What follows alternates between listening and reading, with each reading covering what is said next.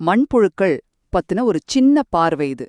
நம்ம கால் கீழ இருக்கிற இந்த சாதாரண மண்ணுல உலகத்தோட மிக முக்கியமான சில இன்ஜினியர்ஸ் வாழ்றாங்கன்னு சொன்னா நம்புவீங்களா?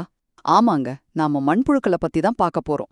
முதல்ல அதோட உடல் அமைப்பு ரொம்பவே ஆச்சரியமானது.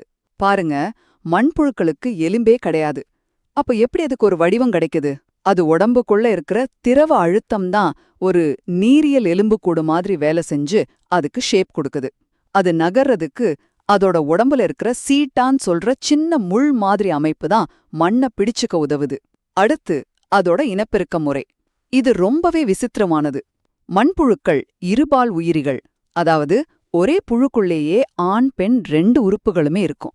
அப்படி இருந்தும் இனப்பெருக்கம் செய்ய அதுக்கு இன்னொரு துணை தேவை. ஏன்னா 2 புழுக்களும் ஒன்னா சேர்ந்து விந்தணுக்களை பரிமாறிக்கும்.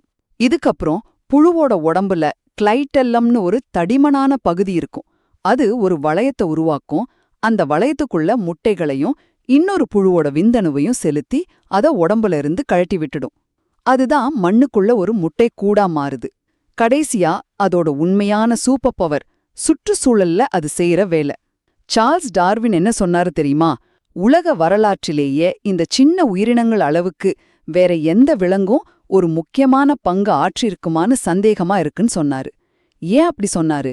ஏன்னா மண்புழுக்களோட கழிவுகள்ல சாதாரண மண்ணை விட 5 மடங்கு அதிக நைட்ரஜன், 7 மடங்கு அதிக பாஸ்பேட், 11 மடங்கு அதிக பொட்டாசியம் இருக்கு.